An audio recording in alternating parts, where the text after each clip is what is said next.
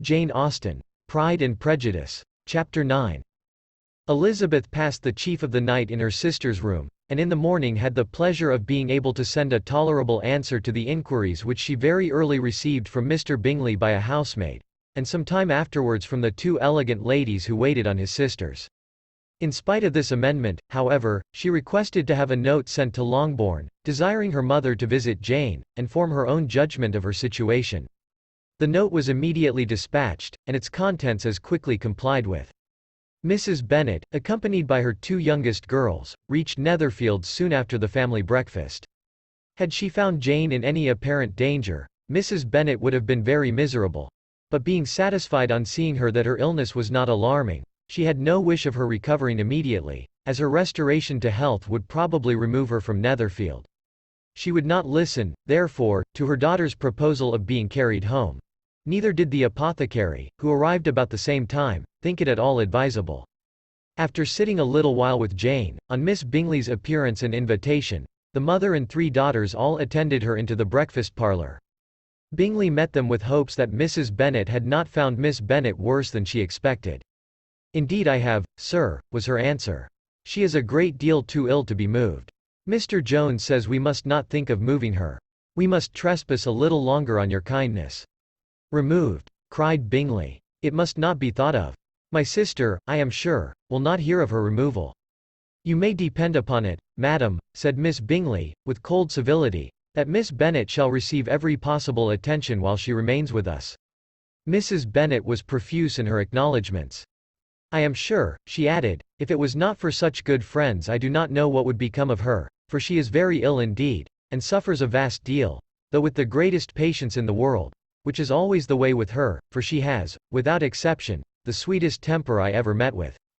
I often tell my other girls they are nothing to her. You have a sweet room here, Mr. Bingley, and a charming prospect over that gravel walk. I do not know a place in the country that is equal to Netherfield.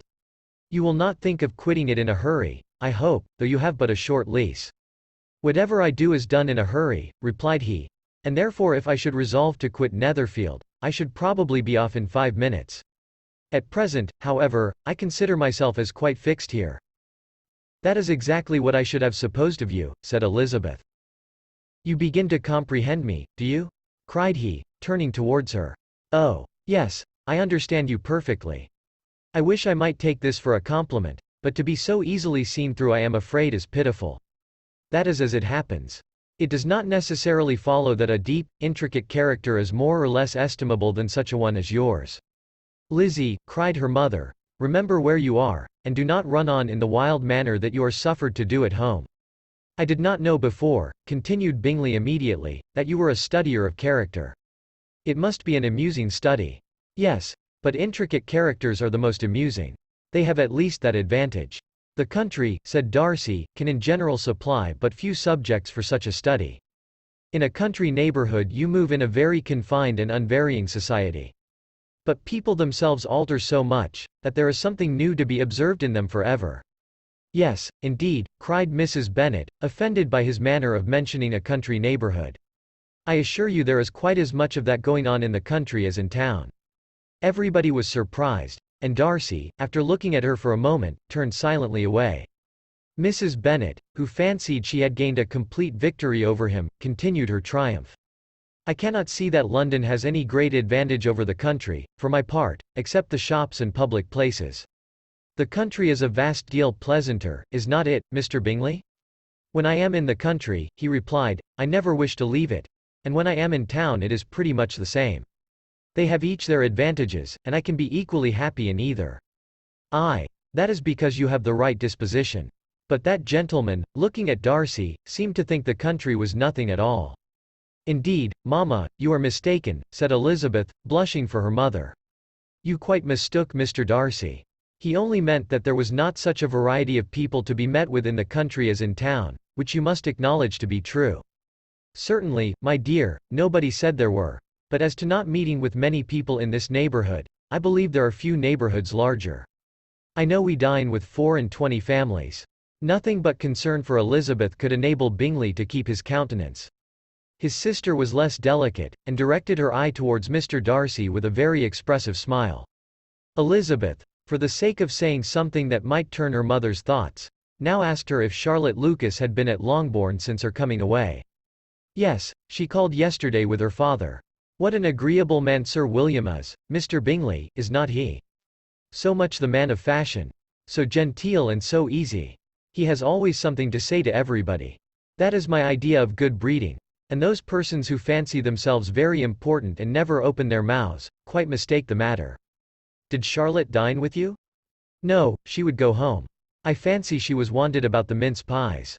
For my part, Mr. Bingley, I always keep servants that can do their own work. My daughters are brought up differently.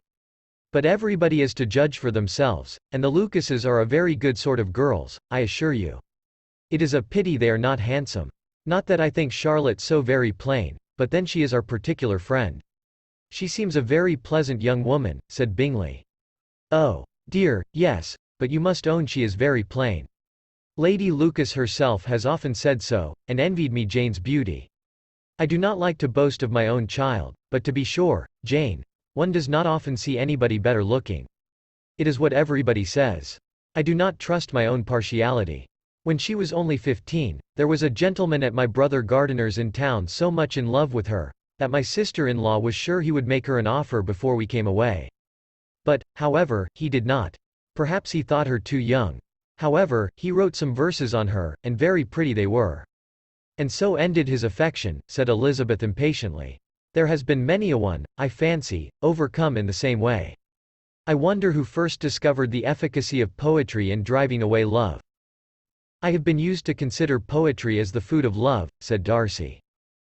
Of a fine, stout, healthy love it may. Everything nourishes what is strong already. But if it be only a slight, thin sort of inclination, I am convinced that one good sonnet will starve it entirely away. Darcy only smiled, and the general pause which ensued made Elizabeth tremble lest her mother should be exposing herself again. She longed to speak, but could think of nothing to say, and after a short silence Mrs. Bennet began repeating her thanks to Mr. Bingley for his kindness to Jane, with an apology for troubling him also with Lizzie. Mr. Bingley was unaffectedly civil in his answer, and forced his younger sister to be civil also, and say what the occasion required. She performed her part indeed without much graciousness, but Mrs. Bennet was satisfied, and soon afterwards ordered her carriage. Upon this signal, the youngest of her daughters put herself forward. The two girls had been whispering to each other during the whole visit, and the result of it was, that the youngest should tax Mr. Bingley with having promised on his first coming into the country to give a ball at Netherfield. Lydia was a stout, well-grown girl of 15, with a fine complexion and good-humoured countenance, a favourite with her mother, whose affection had brought her into public at an early age. She had high animal spirits, and a sort of natural self-consequence, which the attentions of the officers, to whom her uncle's good dinners and her own easy manners recommended her, had increased into assurance. She was very equal, therefore, to address Mr. Bingley on the subject of the ball, and abruptly reminded him of his promise, adding, that it would be the most shameful thing in the world if he did not keep it. His answer to this sudden attack was delightful to their mother's ear. I am perfectly ready, I assure you, to keep my engagement, and when your sister is recovered, you shall, if you please, name the very day of the ball. But you would not wish to be dancing while she is ill. Lydia declared herself satisfied. Oh, yes, it would be much better to wait till Jane was well, and by that time most likely Captain Carter would be at Meryton again. And when you have given your ball, she added, I shall insist on their giving one also. I shall tell Colonel Forster it will be quite a shame if he does not. Mrs. Bennet and her daughters then departed, and Elizabeth returned instantly to Jane, leaving her own and her relations' behaviour to the remarks of the two ladies and Mr. Darcy, the latter of whom, however, could not be prevailed on to join in their censure of her, in spite of all Miss Bingley's witticisms on fine eyes.